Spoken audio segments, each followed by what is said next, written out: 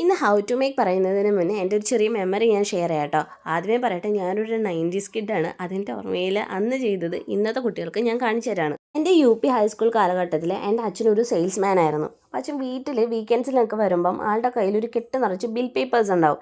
അതായത് carbon copy ആയിരിക്കും. ഒരു സൈഡിൽ ബില്ലും അപ്പുറത്തെ സൈഡിൽ പ്ലെയിൻ ആയിരിക്കും. ഈ പേപ്പേഴ്സിലാണ് പണ്ട് ഞാനും ചേട്ടനൊക്കെ എഴുതി പഠിച്ചുകൊണ്ടിരുന്നതും വീട്ടിൽ എന്തെങ്കിലും റഫ് വർക്കും ടെസ്റ്റ് പേപ്പേഴ്സ് പോലെയൊക്കെയുള്ള ഹോം വർക്ക്സ് ഒക്കെ ചെയ്തുകൊണ്ടിരുന്നത്.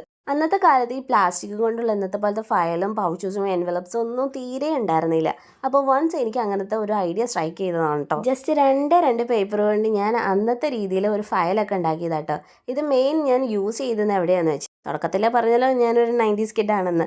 അന്നത്തെ ആൾക്കാർക്കൊക്കെ ഓർമ്മയുണ്ടാവും. നമുക്ക് കുറേ അസൈൻമെൻറ്റും പ്രൊജക്ട്സ് എന്നൊക്കെ പറഞ്ഞുകൊണ്ട് A4 ഷീറ്റ് ഒരു 10-20 എണ്ണത്തിലൊക്കെ നമ്മളെ കൊണ്ട് പ്രൊജക്ട്സ് ഒക്കെ എഴുതിപ്പിക്കുമായിരുന്നു. ഫോർ എക്സാമ്പിൾ, ഇപ്പോൾ കേരളത്തിലെ കലാരൂപങ്ങളെ പറ്റിയിട്ടാണെന്നുണ്ടെങ്കിൽ നമുക്ക് അന്നൊക്കെ ഒരു 10 രൂപയ്ക്ക് 5 രൂപയ്ക്കൊക്കെ ആയിട്ട് ഒരു ചാർട്ട് കിട്ടുമായിരുന്നു. അതിനകത്ത് കുറേ ടൈപ്പ് ഫോട്ടോയും ആ ഒരു കലാരൂപങ്ങളുടെ പേരൊക്കെ ഇട്ട്, എന്നിട്ട് നമ്മൾ ഈ കലാരൂപങ്ങളൊക്കെ ഫോട്ടോ ഒക്കെ എടുത്തിട്ട് A4 ഷീറ്റിൽ ഒട്ടിക്കുക. അതിനെപ്പറ്റി ഒരു ഡിസ്ക്രിപ്ഷൻ, ബുക്കൊക്കെ റെഫർ ചെയ്തിട്ട് ഒരു 2-3 പേജ് വീതമൊക്കെ എഴുതി കൊണ്ടുപോകണമായിരുന്നു.